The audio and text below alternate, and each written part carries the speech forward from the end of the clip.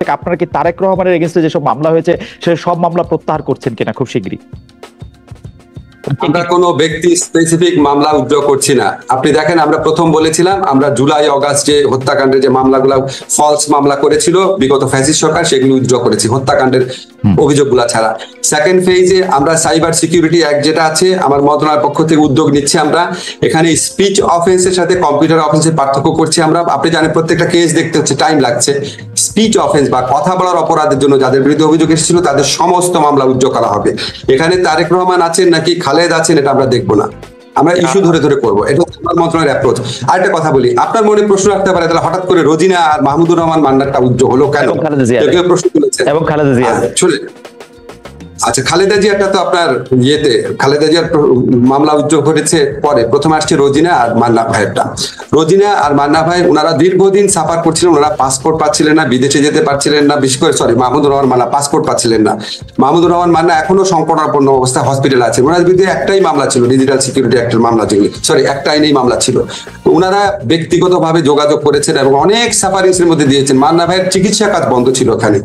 আর রোজিনার মেয়ের চিকিৎসার ব্যাপার, রোজিনার এরকম একটা, এই মুহূর্তে আমার মনে পড়ছে না, একটা কারণ ছিল। ওনারা খুব রিকোয়েস্ট করেছিল, আমরা একটা সিগনেচার স্টেটমেন্ট হিসাবে আমরা মামলা উদ্যোগ করেছি।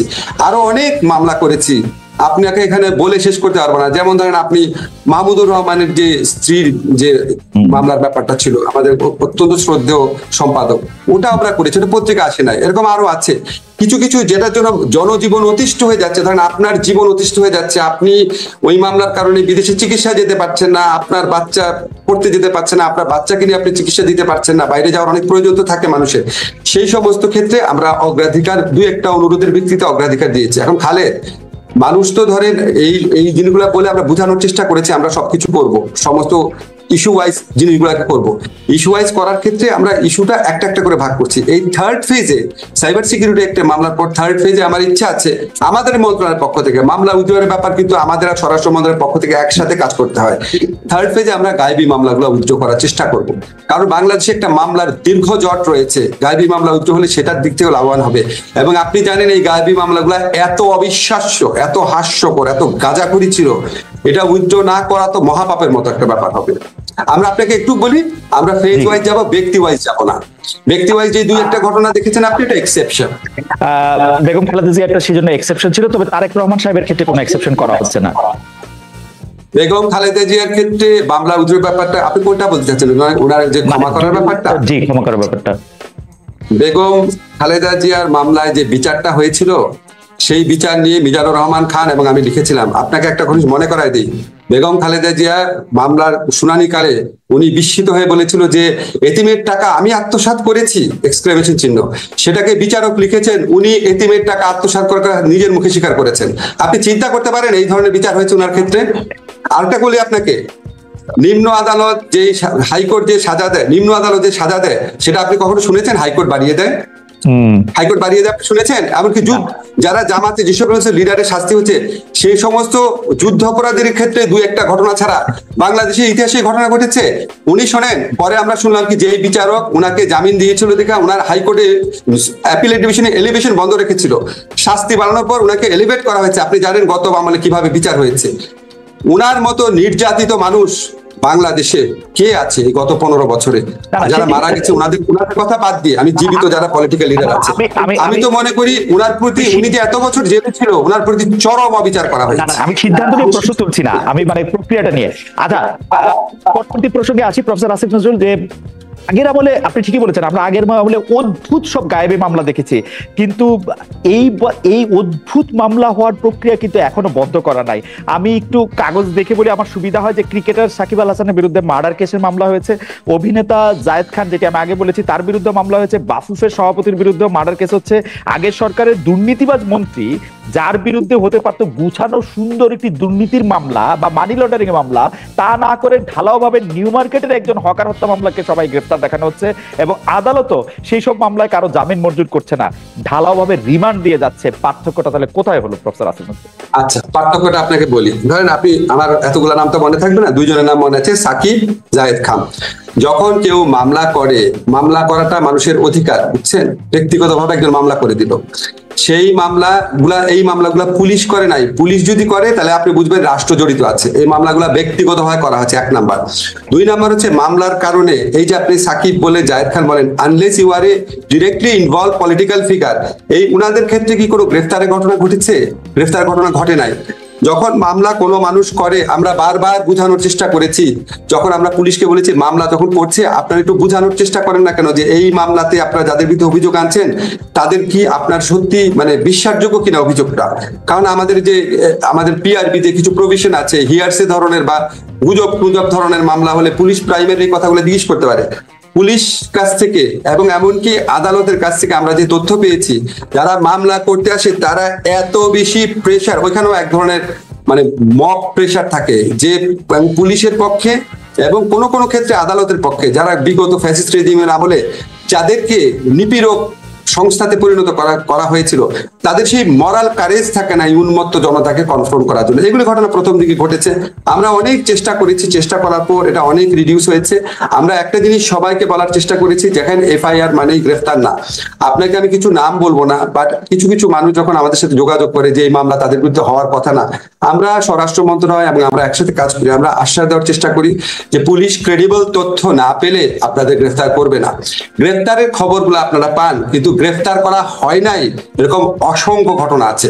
তারপরও আমরা চেষ্টা করছি এই জিনিসগুলো নিয়ে মানুষের যে মনে প্রশ্ন আছে সেগুলিকে আরো বেশি ভালোভাবে অ্যাড্রেস করার চেষ্টা করছি আমরা।